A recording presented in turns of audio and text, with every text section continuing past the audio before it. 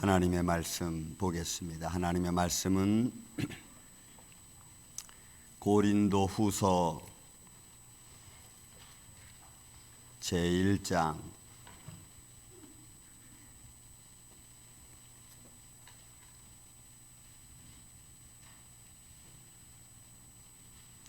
고린도 후서 제1장 3절에서 제7절에 있는 말씀입니다.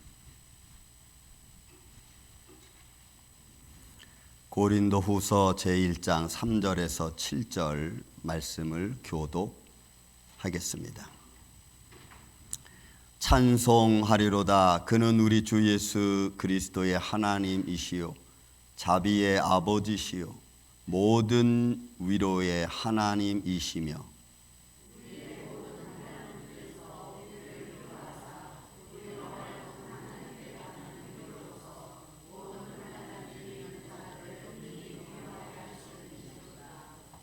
그리스도의 고난이 우리에게 넘친 것 같이 우리가 받는 위로도 그리스도로 말미암아 넘치는도다.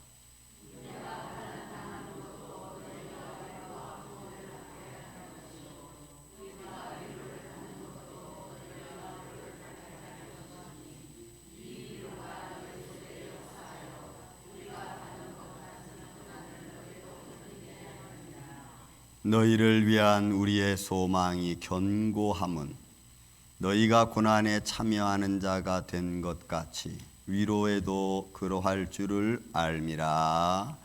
아멘. 은혜로우신 아버지 하나님 감사합니다. 이 시간 우리가 살아계신 부활하신 주님을 찬양하며 예배하기를 원합니다. 성령님이 우리의 마음을 친히 주관하여 주옵시고 이 말씀을 가지고 이 시간 은혜를 나누고자 하오니 종의 입술과 생각과 마음을 친히 주관하여 주시며 또한 듣는 성도들의 마음 또한 역사하여 주셔서 하나님의 말씀과 주의 은혜로 풍성한 시간이 되게 하여 주옵소서. 주님 감사합니다. 주님만이 홀로 영광 받으시옵고 또한 말씀을 전하는 자도 듣는 자도 예수 그리스도 안에서 하나 되어지는 축복의 시간 되게 하여 주옵소서. 예수님의 이름으로 기도하옵나이다. 아멘.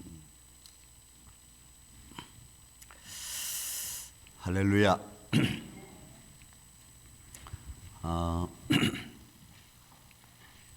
요즘에 제가 듣지 못하는 음성 소리 하나가 있습니다. 아침만 되면은 우목사 밥 먹어 라고 하는 소리를 제가 지금 못 듣고 있습니다. 저는 그 소리가 사랑의 소리인지 잘 몰랐어요. 그 소리가 정성과 또 수고와 헌신이 담겨져 있는 소리인지 몰랐어요. 그냥 순간으로 들려오는 음성이었기 때문에 조금 귀찮을 때도 있었습니다. 이게 바쁜데 지금 왜 자꾸 밥 먹으라 그러시나. 근데 항상 사람은 후회가 됐듯이 지나간 시간들을 다시 한번 돌이켜보니까 그 음성 속에는 사랑이 또 나를 위한 소리였어요. 가까이 계시다는 표현이겠죠. 나와 가까이 계신다는 모습이겠죠. 우리가 누구를 위로한다는 것은 사실 여러분 같이 있어 주는 것만큼 큰 게 없습니다. 같이 있어 주는 것. 그 같이 있어 준다는 것이 힘이고 때로는 용기도 됩니다. 오늘 성경의 모든 위로의 하나님이라는 모든 이 파스라고 하는 내용은 어떤 것도 불가능한 것이 없는 모든 가능한 전부, 삶 전부를 사실 포함하고 있는 겁니다. 그러니까 하나님의 위로는 못하는 게 없는, 어떤 데는 여러분 무건, 침묵도 우리에게 큰 위로가 되죠. 가만히 있어 주는 것도, 또 아무 말 하지 않고 기다려 주는 것도 상대방에게서는 엄청나게 큰 위로라고 하는 사실입니다. 그런 모습을 우리가 볼 때에 우리의 삶 속에서 사실 하나님만큼 우리와 가까이 계시는 분은 없죠. 스크린 안 넘어갑니다. 여러분, 우리의 삶 속에서 하나님이 우리에게 위로해 주시는 이유가 있습니다. 결론적으로 먼저 이야기를 드린다면, 우리를 위로하시는 것 중에 가장 큰 것은 어떤 상황에서든지, 그게 고난이든 슬픔이든 아픔이든 어떤 상황에서든지 우리로 하여금 견디게 해 주신다는 겁니다. 그 속에는, 견디게 해 주신다는 그 의미 속에는 인내가 포함되어져 있습니다. 기다림이라는 게 포함되어져 있습니다. 그러니까 위로라고 하는 단어는 꼭 누구를 위한 것만이 아니고 그 누구를 위한 것이 나를 위한 것이 될 수 있다는 거죠. 내가 누구를 기다려준다, 내가 누구를 견고하게 세워준다 하는 것은, 그것은 그에게도 해당이 되지만 그는 곧 나에게도 해당이 된다는 겁니다. 이 위로라는 단어가 여러분 본문에 8번, 9번 등장합니다. 3절부터 시작해서 7절까지 9번이 나옵니다. 그 9번 나오는 중에 명사로서 파라클레시스라고 하는 단어로 5번이 나옵니다. 위로하다, 격려하다, 뭐 이런 의미죠. 원어적인 뜻은 가까이 부른다는 겁니다. 가까이 부른다. 그러니까 위로라는 것이 가까이 불러주는 게 위로라는 거죠. 근데 위로는 가까이 있는 게 위로인데 우리는 가까이 있는 걸 위로라고 생각을 못 한다는 거죠. 그래서 거기에는 소환이라는 것도 왜 불러드리는 거니까. 그리고 히브리서는 나함, 불쌍히 여겨주는 마음. 여러분, 이게 5번이나 등장해요. 근데 그 면 속에서 여러분 권면과 위로라는 단어가 있어요. 요 파라클레시스라고 하는 명사 속에는 권면은 사전적인 의미로 알아듣도록 잘 타일러서 일을 하게끔 하는 겁니다. 부모가 어린아이에게 타일러서 알아들을 수 있도록 이해를 시켜서 그 일을 하게 하는 것, 그게 권면입니다. 사람과 사람 사이에서 알아듣도록 잘 이야기해서 그 일을 할 수 있게끔 하는 것, 이 권면입니다. 사전적 의미입니다.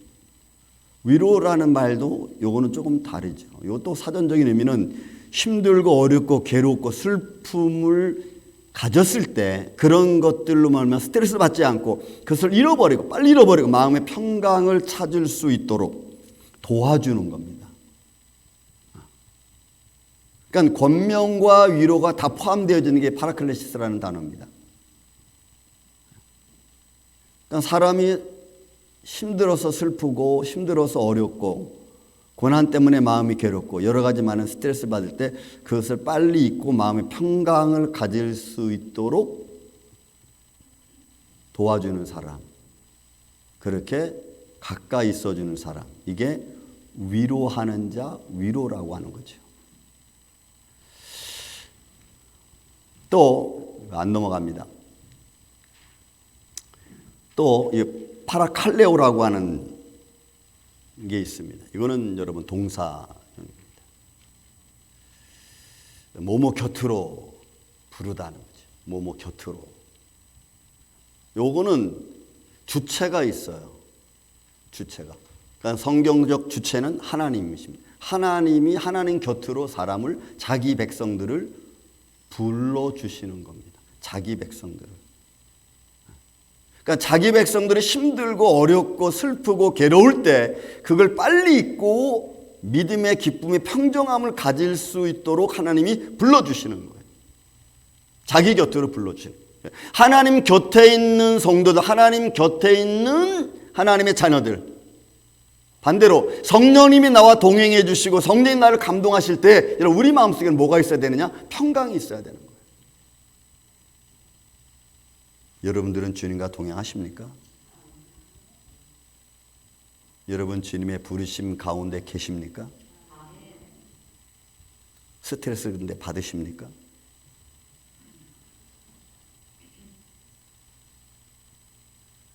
괴로움이 나를 괴롭힙니까? 그러니까 모든 위로의 하나님이라는 단어 속에는 모든 것, 불가능한 것이 없어요. 하나님 모든 것, 어떤 것인지 다 위로할 수 있는 분이심을 믿습니다. 왜? 우리를 부르셔서 하나님 가까이 두시고 하나님 안에 두시니까 우리가 그 안에서 평강을 누리는 거죠. 그래서 진정한 위로는 하나님께 가까이 나아가는 거예요. 하나님께 가까이. 하나님이 부르시죠. 하나님 자녀들을. 하나님과 나와 멀어지면 멀어질수록 갭이 있어서 그 갭 사이에 뭐가 들어올지 우리는 아무것도 몰라. 이런 부모님과 자녀 사이에 매일 지나면서 매일 얼굴 보면서 살아가는 게 더 사랑이 많겠어요? 아니면 1년에 한 번 만나는 자녀가 더 사랑이 많겠어요? 뭐 자녀라고 하는 것에는 불변하겠지만 그러나 관심이라는 것으로 볼 때는 조금 차이가 있을 거예요. 나와 함께 먹고 입고 자고 슬픔과 아픔을 느꼈던. 그래서 우리 드라마에서 가끔 보면은 누나는 뭐 형은 엄마랑 1년에 한 번씩밖에 안 보고 뭐 이런 말 나오잖아요. 가까이 있는 게 위로고 가까이 삶을 살아가는 권면이라는 거죠. 가까이 있는 거. 그러면 나랑 가장 가까이 있는 분이 누굴까? 내 삶을 가장 많이 위로해 줄 수 있는 분이 누굴까? 예수님이신 줄로 믿습니다. 부활하신 주님이심을 믿습니다. 성경적 배경을 조금 우리가 좀 볼 필요성이 있습니다. 여러분 이 시대적 배경인 AD 53년에서 57년 사이 이스라엘이 로마의 통치 안에서 점점 그 통치의 강도가 세질 시기입니다. 로마의 황제가 그리스도인들을 자꾸 괴롭히고 있는, 왜냐하면 그 당시에 그리스도교는 제가 누차 말씀드리지만 로마의 종교법에 등록되지 않은 그리스도교입니다. 그래서 그 교기 때문에 문제만 터지면 그리스도교를 이단으로 몰았고 또 그들을 잡아들였습니다. 그렇게 될 때에는 또 하나의 이유가 있는데 그 이유가 뭐냐면 생활 태도가 여러분 일반 사람들과 달랐어요. 잠시 후에 또 말씀을 드리겠습니다. 그러니까 이런 시대적인 배경 속에서 바울이 에베소 교회에 가서 복음을 전합니다. 근데 그 복음을 전할 때, 가르칠 때에 소동이 일어났어. 그 소동이 일어난 이유가 뭐냐면 사람이 손으로 만든 우상은 다, 사람으로 손으로 만든 모든 기구는 다 우상이다라고 바울이 막 선포해 버리니까 에베소 지역의 아뎀이라고 하는 신상을 만드는 사람들에게 충격이 됐어요. 지금 그 아뎀이라는 신상을 만들어서 그 만든 사람들이 부유, 유익을 얻고 있는데 그게 우상이고 아무것도 아니라고 치부해 버리니까 바울이 전하는 말 때문에 소동이 일어나서 바울과 그의 일행들을 막 잡아들이는 거예요. 사람들이. 그러니까 바울과 그 일행이 마케도냐로 도망갑니다. 여러분 떠나가는 거예요. 그래서 마케도냐 지역에 가서 고린도 후서를 기록을 하는 것이 여러분 본문에 있는 말씀의 배경입니다.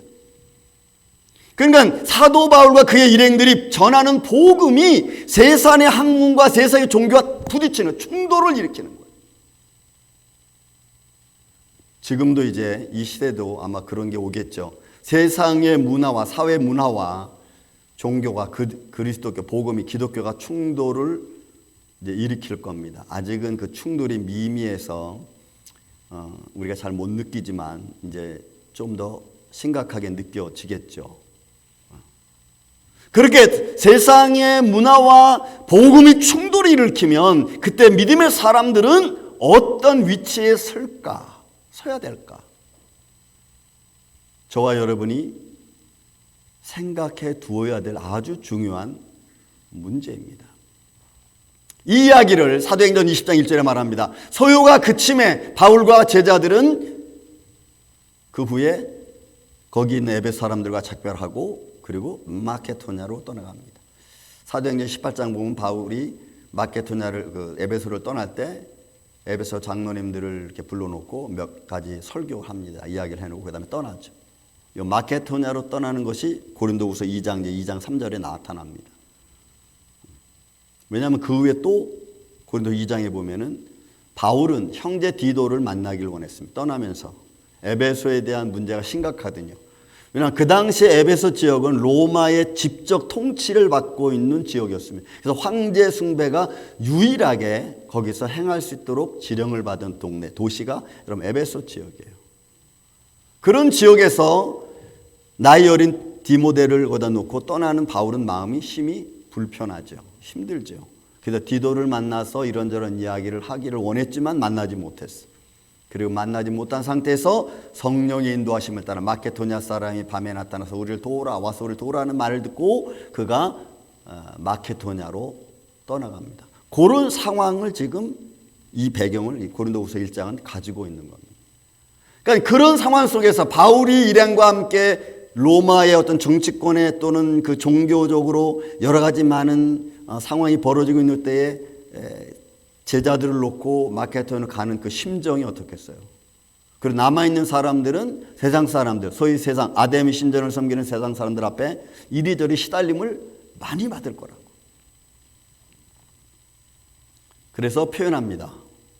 그리스도의 고난이 우리에게 넘친 것 같이 예수님의 고난, 복음을 하나님 나라를 선포하던 예수님이 바리새인과 또 대제사장과 사두개인들에게 여러 가지 많은, 그래서 예수님의 일생 속에는 그가 다니는 곳곳마다 수치와 폭행과 폭언과 오해와 거짓 술수가 쉬지 않고 예수님의 복음 선포에는 따라다녔습니다. 그런 그리스도의 고난, 복음으로 인한 그 고난, 그런 게 넘친 것 같이 반대로 우리에게도 하나님의 위로, 그리스도의 위로가 넘치기를 원하죠. 넘쳤어요. 그러니까 아픔을 이겨나가고 힘든 걸 이겨나갈 수 있는 그런 상황이에요. 그래서 우리가 환난당하는 것도 너희가 위로를 위하고 구원을 위한 것이고, 우리가 위로받는 것도 너희가 위로를 받게 하려 함이라. 그러니까 이 세 가지 원리가 있어요. 복음 때문에 받는 고난, 믿음을 내가 지키기 위해서 받는 고난, 또 내가 남을 위한 위로의 삶, 이 세 가지가 있어요. 제가 정리를 조금 했습니다. 바울이 고린도 교회에서 말하는 세 가지 삶 중 하나 보세요. 복음을 전하면서 도망 다니고 때로는 피해 다니고, 이건 아마 잠시 말씀드리겠지만 선교 현장 같은 데 있을 겁니다.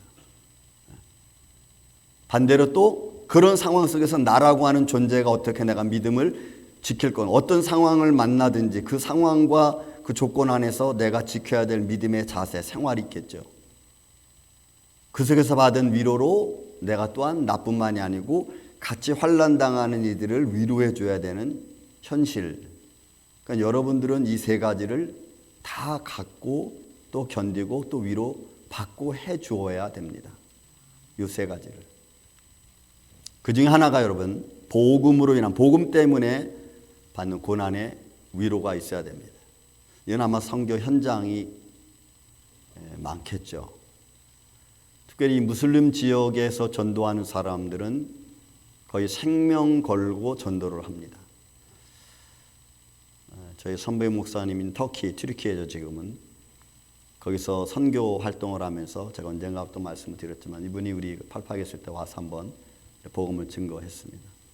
간증했는데 그 간증 중에 하나가 이런 간증이 있어요. 우리가 전도하는 중에 무슬림 청년 한 명을 전도를 했습니다. 근데 그 무슬림 청년이 세례받을 때 잠깐 하고, 이거는 우리 부모님한테 가서 물어봐야 된다는 거예요. 그러니까 무슬림에 있는 청년이 기독교로 개종을 하면은 가정에서 협의해서 예스가 돼야 돼요. 그렇지 않으면, 가정에서 예스가 안 되면 두 가지 현상입니다. 가정에서 부모가 그 아이를 죽일 수도 있고, 아니면 그 가정의 자식이 아니라는 것이 될 수도 있어요. 그러니까 무슬림의 사람이 개종을 해서 기독교로 온다는 것은 생명 걸고 하는 일입니다. 그러면서 그 아이가 세례받기 전에 그 이야기를 하면서 나를 좀 지켜주십시오 라고 그 목사님한테 이야기했다는 말을 제가 들었습니다. 이렇게 중요한 일이에요. 그러니까 내가 예수님을 믿는다, 말씀을 듣고 이해하고 그를 따라간다라고 하는 것은 어떨 때는 우리가 생명을 걸어야 돼요. 우리는 이런 생명 걸만한 이 아이가 했던 것처럼 우리는 그런 마음을 갖고 과연 지금 예수님을 믿고 있는가? 아니면 그런 고난 속에서 하나님의 위로를 받고 있는가? 어렵죠. 쉽지 않습니다. 종교적인 갈등을 가지고 있는 현장에서 우리는 또 생명 걸어야 됩니다. 여러분 힌두교의 지역에 있던 사람들이 여러분 개종하는 것도 쉽지 않아요. 그들 사회에서 그런 힌두교 문화를 가지고 있는 아이가 기독교로 개종해서 기독교 문화를 갖는다는 것은 그의 삶을 전체로 바꾸는 거예요. 그것도 내 삶이 그렇게 기독교화 갈 수 있느냐라고 볼 때 여러분 그는 100% 불가능합니다. 그래서 교집합, 기독교 문화도 가지고 있고 어느 한편에서는 힌두교 문화도 가지고 있는 거예요. 여러분 우리가 믿음 생활하면서 샤머니즘이 있잖아요. 샤머니즘. 나도 모르는 사이에 그런 거 따라가면서 얘기하는 거 있잖아요. 징크스 말하는 거, 운 말하는 거. 여러분 국경지대 지금 IT에서 나온 그 도미니카의 그 국경선에 있는 그 지역의 교회가 있어요. 나비학교라고 우리 이승준 목사님인데 제가 사진을 좀 실으려다가 안 실었습니다. 어느 여인 하나가 땅에다 머리를 대고 막 슬피 우는 모습. 그는 그 현장에서 도미니카 이민국에서 IT에서 온 사람들을 거의 매일 70명에서 80명씩 잡아가는 그 현장 속에서 예수님의 이름이라는 것이 얼만큼의 위로가 될까? 그 울음 속에 과연 예수님의 위로는 얼마나 있을까? 우리는 측정할 수 없습니다. 정말 그들에게 무슨 말로 해도 위로는 되지 않을 거예요. 우리는 이런저런 생각을 합니다. 어떨 때는 너무나 우리가 마음이 아프고 크게 힘든 상황이 느껴지면 우리는 예수님은 부정할 수 없으니까 이런 말 하죠. 난 정말 예수님이 계신지 안 계신지 모르겠어. 그런 마음이 될 때 우리는 과연 예수님이라는 이름이 이 위로라는 이 단어의 위로가 과연 정말로 위로가 될까? 모든 것을 위로하시는 하나님이라고 하셨는데 그 하나님의 위로가 정말 우리의 삶을 평강을 괴로움과 아픔과 슬픔 잃어버리고 빨리 마음의 평안을 가질 수 있도록 해주시는가? 성경은 해주신다고 말씀하고 있는데 나는 그거를 느끼고 있는가 싶어요.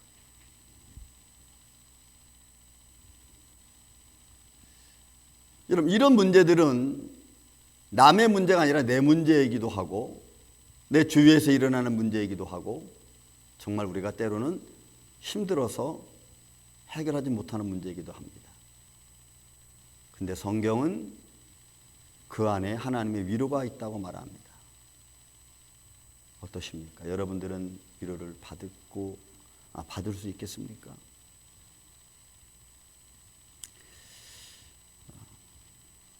어느 목회자의 아픔이 있습니다.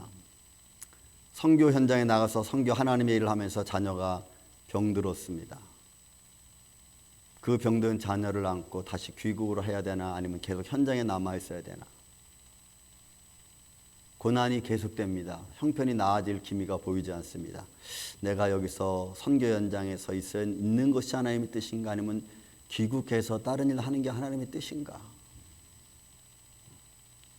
그런 현장들이 더 하나님을 의지하게 하는 것 같습니다. 그죠? 더 하나님을 의지하는 것 같지만 그런 한편으로는 또 내 마음을 심하게 갈등을 일으키는 요소 중에 하나죠. 기적을 바라는 마음이 있습니다. 기도하고 그대로 견딜 수 있는 마음도 있지만 또 한 구석에는 기도하고 또 병원에 가야 되는 그런 일도 우리는 있습니다.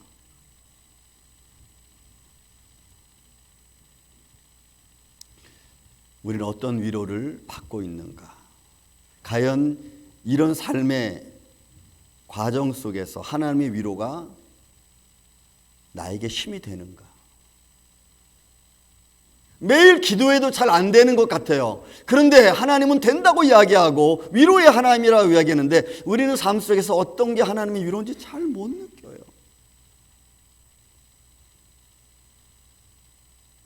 성경이 옳은 겁니까? 아니면 내 마음이 옳은 겁니까? 어느 게 또 성경이 틀린 겁니까? 아니면 내 마음이 틀린 겁니까? 우리는 매일 이런 갈등 속에 있죠. 모든 위로의 하나님, 어떤 상황도 상관없이 그걸 위로할 수 있는 위로의 하나님이라고 말씀하는데 나는 그런 걸 못 느낀다는 거죠. 그런 못 느끼는 내 마음속에 하나님의 위로란 있을까?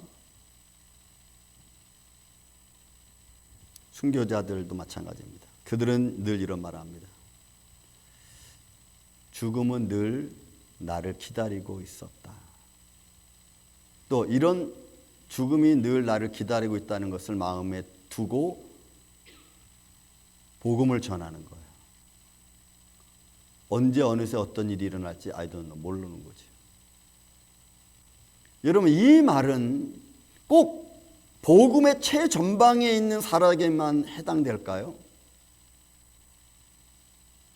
저는 그렇게 생각하지는 않습니다. 오늘 저와 여러분에게도 이 말은 해당이 될 겁니다. 우리는 언제 죽을지 몰라요. 죽음이 나를 언제 어느새 부를지 모릅니다. 다만 그걸 내가 못 느끼고 있으니까 나하고는 상관없는 걸로 생각하는 거죠.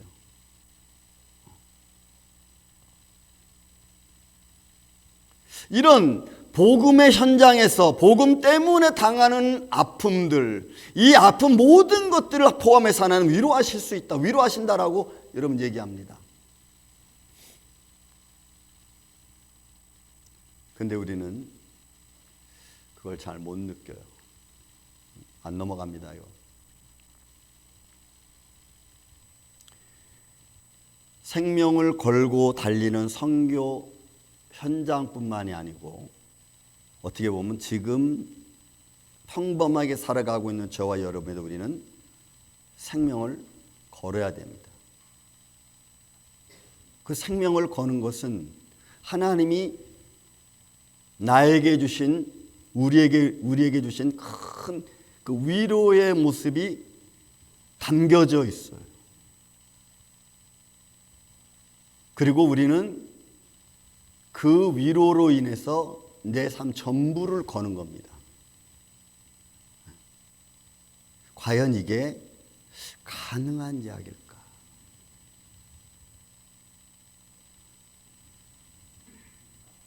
바울은 복음 때문에 도망 다니고 피해 다녔습니다. 내가 복음 때문에 도망 다니고 피해 다닌다고 해서 복음이 전파되지 않는 게 아니고 그렇게 다니면서도 복음을 전해야 되는 거예요. 복음이 선포되어져야 되는 거예요. 그러면 뭔가 좀 앞뒤가 안 맞는 것 같아요. 복음이 전하면 도망 다니지 말아야 된다든지 복음을 전하면 좋은 일이 일어나야 된다든지 복음을 전하면 좀 형통해야 되는 것 아니에요? 근데 왜 복음을 전하는데 도망 다녀야 되고 피해 다녀야 됩니까? 거기서 오는 갈등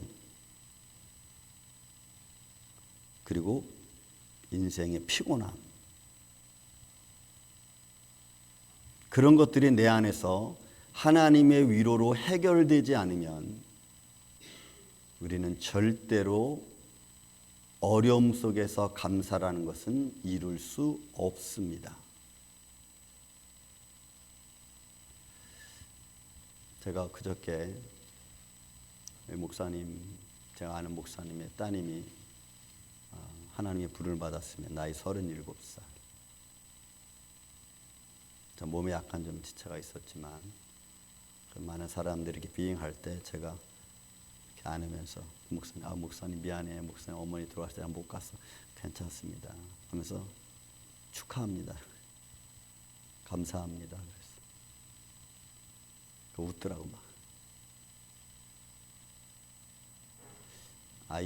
자녀가 죽었는데 제가 그런 말을 했어요.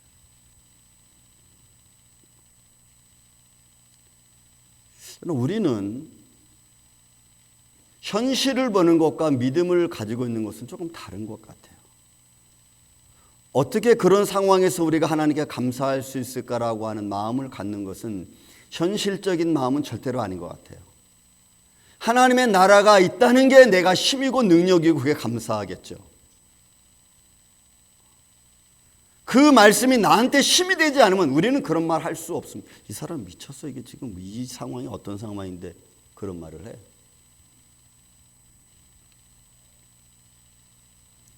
여러분, 위로라는 것은 그런 힘이 있어요. 내가 하나님을 믿는 것만큼 힘이 되는 거죠. 위로는 그 아픔을 이길 수 있는 능력입니다. 사실은 정말로 능력이에요.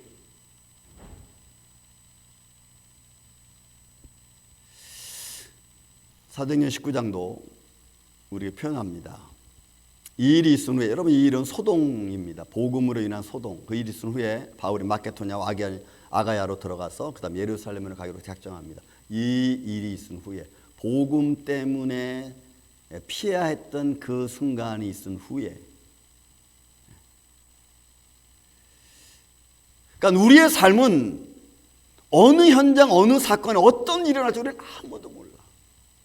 근데 그 만나는 상황마다 조건마다 우리가 어떤 말로, 어떤 표정으로, 어떤 몸으로 어떻게 위로하느냐는 것은 정말 중요한 일이에요.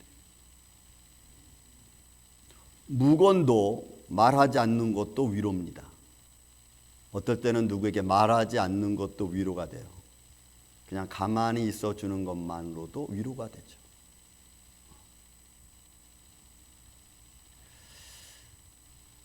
우리는 하나님의 사랑을 갖고 우리는 살아가는데 그 생활 속에서 꼭 복음의 끝 현장에 있는 사람뿐만이 아니고 오늘 저와 여러분도 사실은 그 현장 속에 있다면 그 믿는 것 때문에 아니면 내가 복음을 전하는 것 때문에 당하는 아픔, 또 슬픔, 이런 것도 하나님이 위로해 주지 않으면 우리는 사실 아무것도 할 수 없습니다. 두 번째 우리가 볼 수 있는 게 여러분 5절 6절 또 말씀 나오는 게 뭐냐면 믿음 생활하면서 나타난 내 자신에 관한 겁니다. 그리스도인이기 때문에 참아야 되는 감정들이겠죠. 화내는 것도 좀 이렇게 좀 낮추어서 조금 얼굴을 좀 찡그리고 질투하는 모습도 조금 보이지 않게. 왜냐하면 그리스도인이기 때문에 말을 막 하려다가도 말을 절제하는 거죠.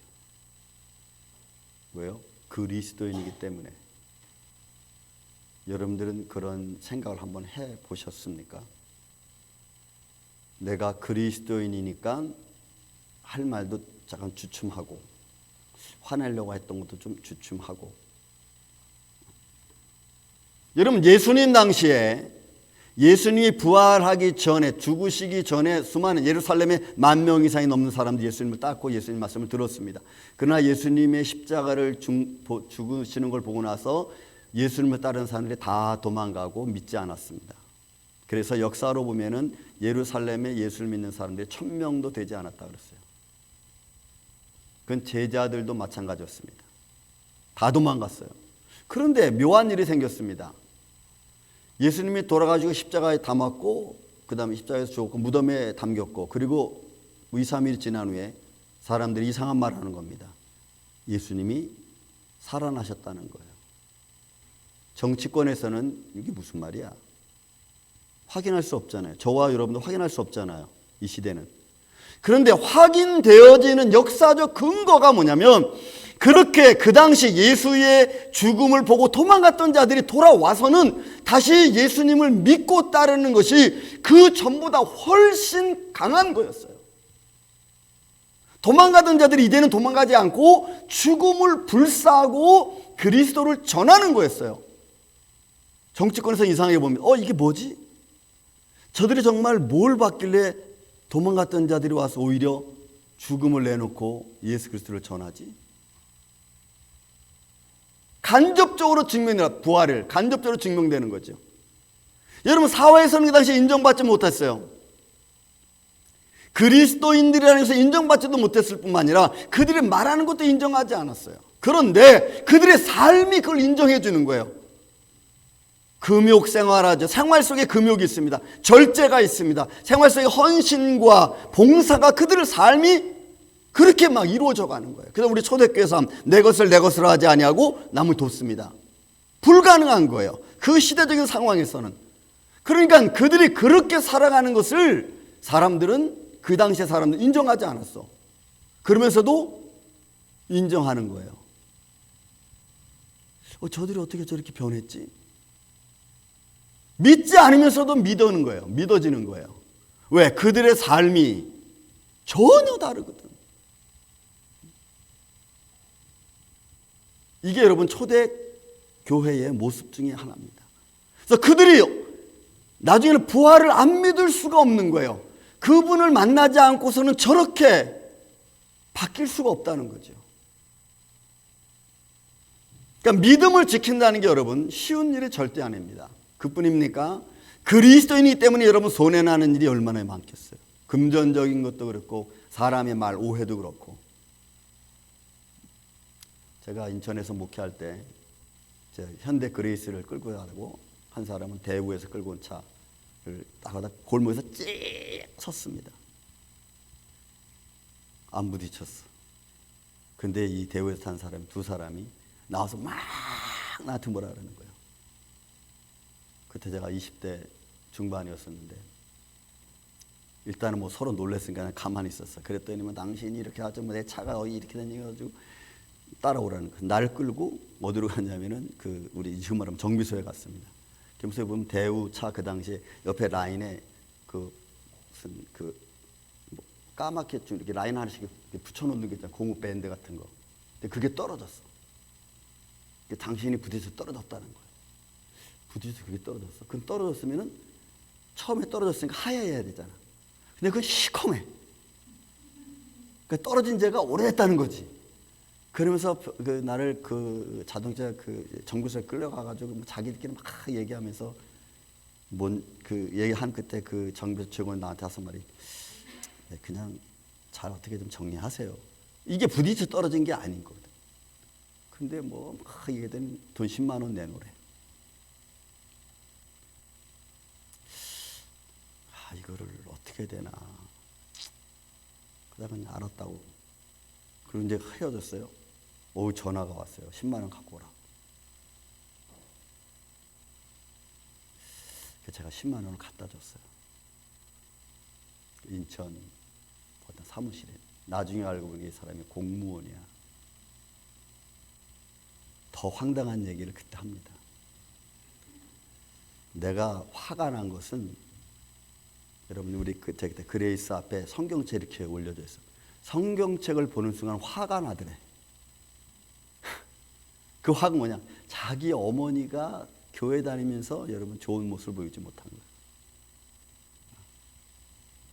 그러니까 그 화를 나한테 풀면서 돈 10만 원 가져간 거예요.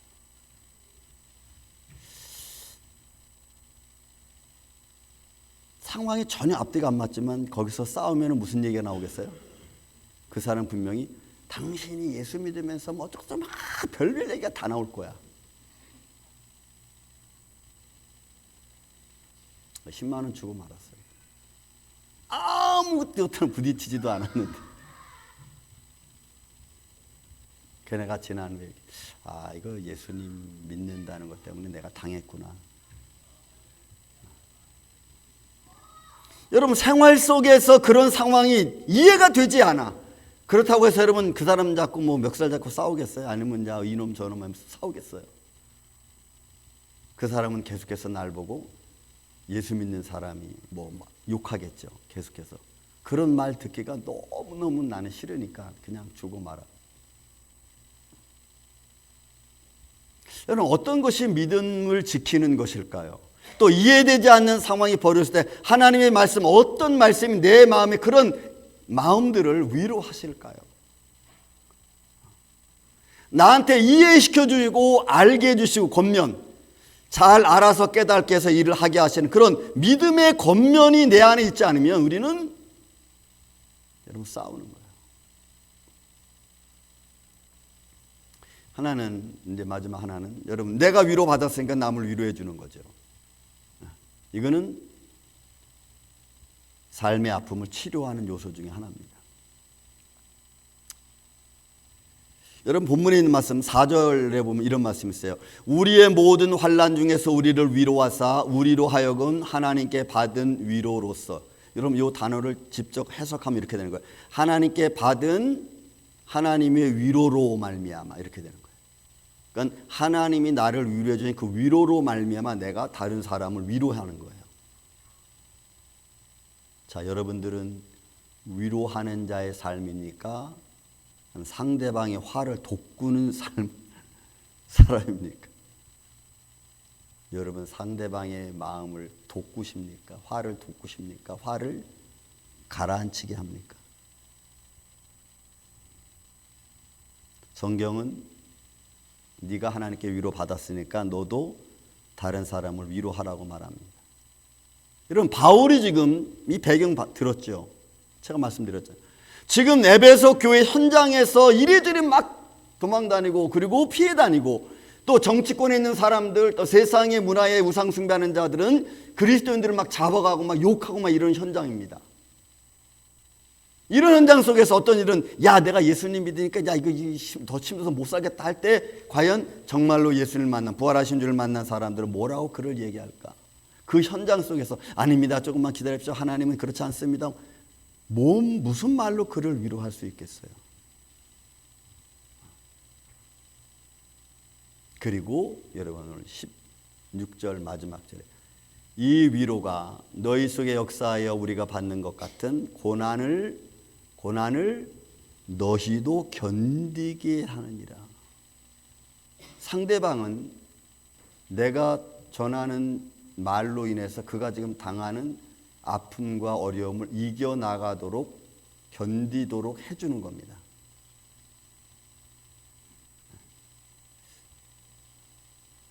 과연 그럴 수 있을까요?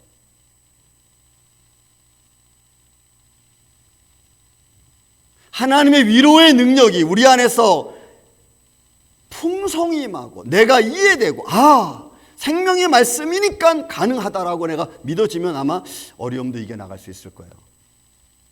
그러나 보통 사람들은 막 그러지 못할 겁니다.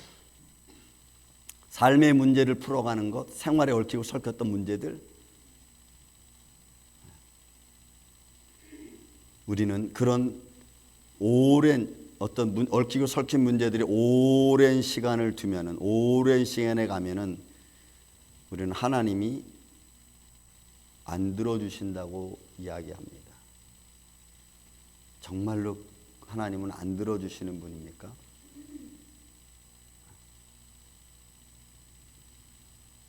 인내가 위로가 될 수 있는데 그 인내가 너무 힘든 거예요. 기다림이 위로인데 하나님이 나를 기다려주시는 것, 그건 위로죠. 나에 대한 배려죠. 그런데 그 기다림이, 내가 하나님을 기다리는 것은 여러분 너무 힘든 거예요. 하나님의 기다림은 위로라고 보면서 내가 하나님의 뜻을 기다리는 것은 위로가 아니라고 보는 거죠. 그러니까 우리가 하나님의 말씀을 집중적으로 듣고 하나님의 말씀의 뜻을 이해하려고 하는 게 아니고, 하나님은 말씀하셨고 그게 말씀하시는 의도와 상관없이 내가 요구하는 것을 다 받으려고 하는 게 여러분 우리 인간의 마음. 그러니까 하나님의 기다림이 얼마나 큰 위로인지 우리가 잘 모르는 거예요. 성경 잠언에 이 말씀이 있습니다. 소망이 더디 이루어지면 그것이 마음을 상하게 합니다. 소망이 이루어지는 것은 곧 나에게 생명나무와 같은 거예요. 여러분, 우리는 그렇죠. 그래서 초대자가 말씀드렸지만 모르겠어. 하나님이 정말 계신지 안 계신지 난 잘 모르겠어. 소망이 너무 더 이루어지고 기도한 것이 너무 오랜 시간이 걸리니까 우리는 하나님은 부정할 수 없는데 그 하나님이 실제적으로 내가 잘 안 믿어지는 거죠.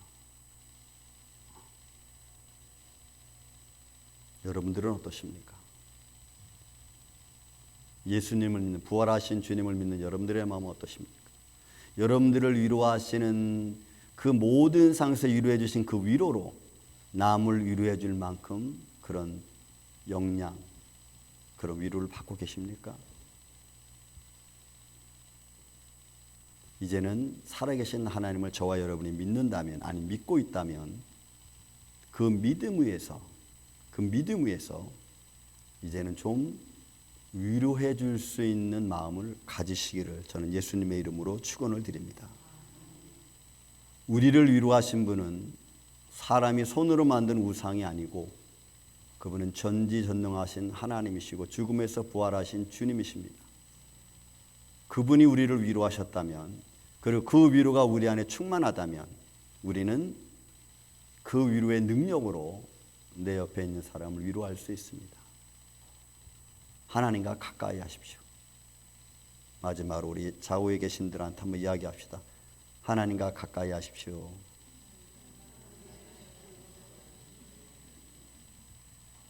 그것이 위로할 수 있는 사람의 모습입니다. 기도하겠습니다.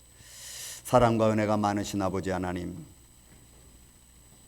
하나님의 위로가 우리 안에 넘치는데 우리는 그 위로를 잘 느끼지 못한 채 살아갑니다. 하나님의 위로가 우리 안에 충만한데 우리는 그 위로를 나누어 주지도 못합니다. 우리의 삶 속에 주님이 주신 위로가 우리를 살릴 뿐만이 아니고 아픔에 있는 이들을 구원해 주고 그들의 마음에 평강을 줄 수 있는 믿음의 길을 걸어갈 수 있도록 우리를 지켜 주시옵소서. 그 길 안에 서 있는 오늘도 주님의 몸된 교회 성도들에게 주님께서 은혜를 베풀어 주시되 갑절로 베풀어 주시고 주의 성령으로 충만하게 하여 주옵소서. 예수님의 이름으로 기도하옵나이다. 아멘.